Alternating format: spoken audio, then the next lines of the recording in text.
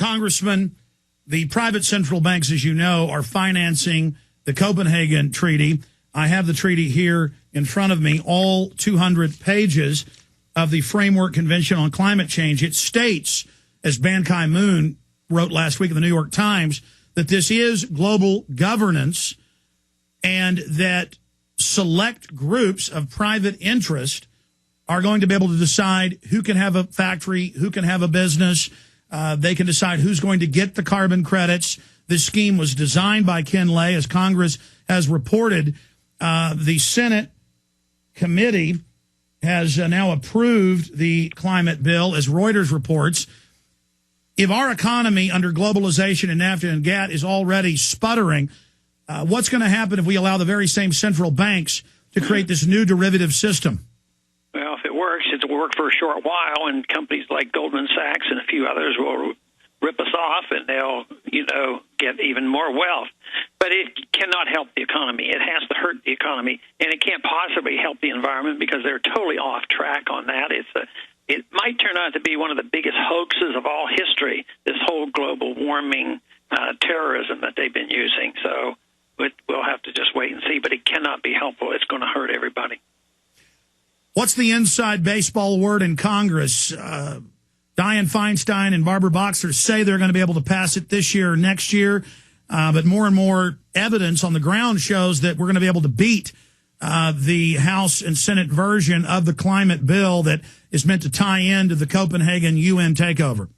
I think there is a chance, and I think these elections might send a signal. I think the continual presence of the Tea Party movement and the people speaking out might wake them up finally, and say, hey, maybe we are doing too much too fast, and they might back off. Right now, they're not absolutely positive they have the votes on this medical bill.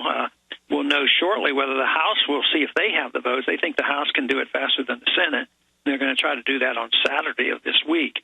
But they have a few problems.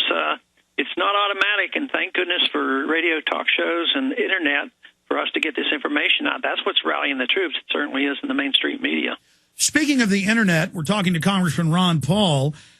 We now have the Cybersecurity Act.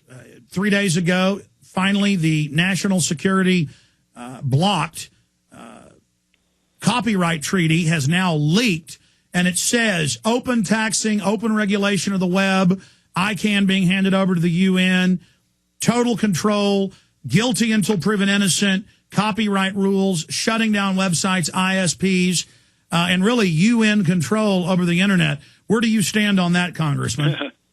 Well, it's very frightening, and I think that if they're successful, let's just hope that Internet is too big and too complex for them ever to have controls, but they're making the attempt. They would love to put us out of business, but I am hopeful that we don't ever allow it to go that far. But they are doing everything in the world to control the Internet, and that to me would be a real tragedy.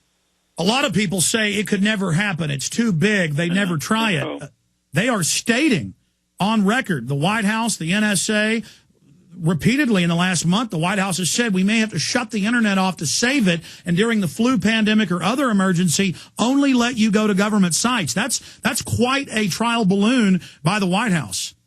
Yeah, and all those authorities are packed in, emergency legislation. They don't really have to come to the Congress to do that. They do that on occasion just to get it rubber stamped, but there's been so much emergency legislation passed. And besides, if it isn't passed, you know what, how much license they take with executive orders and the various procedures that they use. So, no, if they claim this is for national security reasons, they just go ahead and do it. So it's a very dangerous time in which we live.